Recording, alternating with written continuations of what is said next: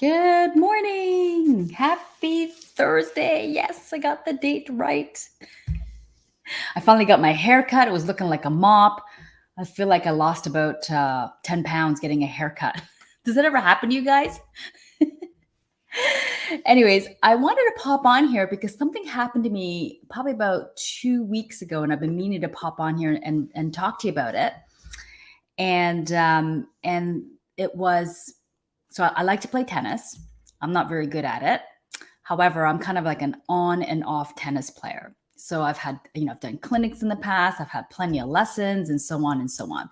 So I haven't played for a few years, and I joined a new club, and I decided to get lessons. And the new coach that I have this time around, so he's fixing my forehand because I tend to muscle it. I hit it as hard as I can with as much energy and power as I can possibly muster up. And he's basically telling me to hit the ball as soft as I possibly can. And it's just like I've always had this really bad habit as hitting the ball as hard as I could or as hard as I can. And it hasn't really done me any favors. I'm not hitting it properly. And, anyways, it's neither here nor there. So, what he says to me was, he goes, Amy, let the racket work for you. Technology has come a long way. You don't have to wear your energy out trying to hit that ball. And I was like, OMG. This is what women do when it comes to weight loss, right? And there is a parallel there because he's saying, trust the racket, let the racket do the work for you instead of wearing yourself out. He goes, are you tired after an hour's worth of tennis? I go, yeah, I'm really quite exhausted.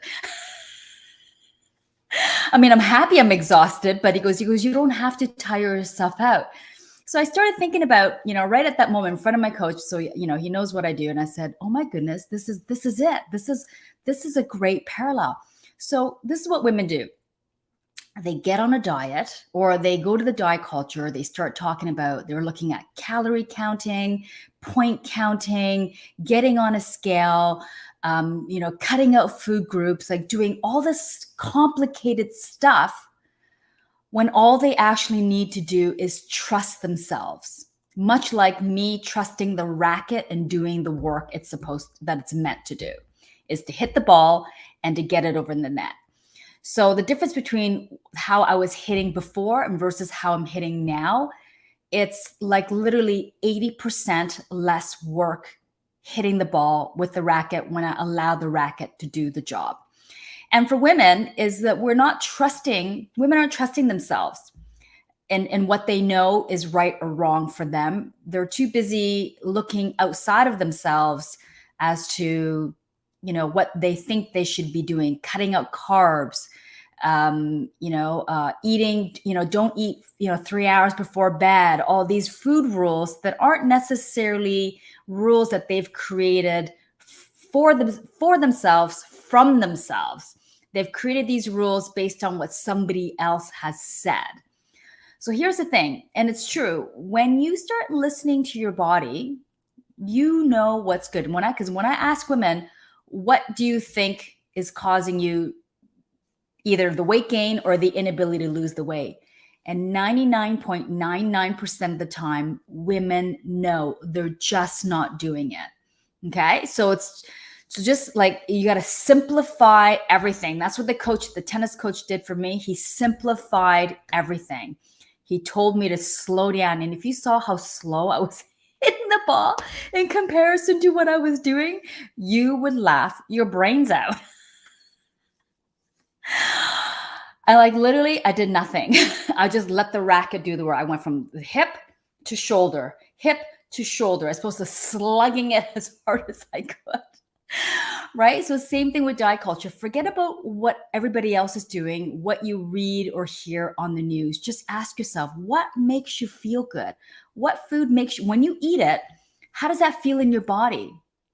Clearly, eating an entire pie isn't going to feel good. But if you ate a piece of pie, you're like, well, you know what? I'm satisfied. I still feel good in my body.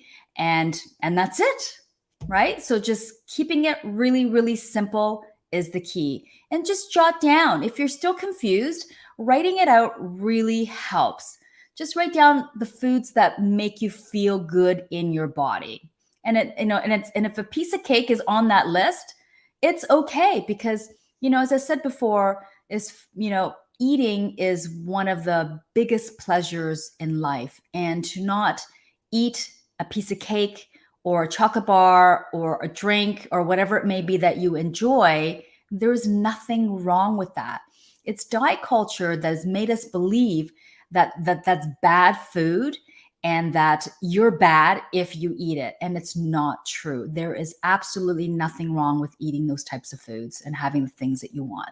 The key is to ensure that you get enough that it's satisfying and yet it still feels good in your body. So that means it's probably, for a lot of us now, it's probably like half a piece. I have like 3 bites and I'm like, okay, I'm satisfied. I had my taste and I'm good, right? And if it means a piece of cake, or maybe it's even 2, and it could be even 2 or 3, because if you've been depriving yourself of foods that you've wanting to eat, maybe you want to eat that entire pie.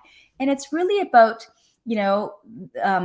the restrictions. When you put these types of restrictions on yourself, like, I'm never going to eat carbs, the more you say you're not going to eat it, or that you don't allow yourself to eat it, the more you're going to want it, and it becomes a feast or famine. There's lots of research out there that states this, that having these food restrictions is working the complete opposite. So it's really important to have the foods that you want to enjoy, or that you like to eat and want to eat. All right. So if you have any questions, let me know, and I will see you. It's Easter weekend this weekend. So have a great Easter. And there's no fitness class on Monday. So I will see you the following week. All right. See you soon. Bye.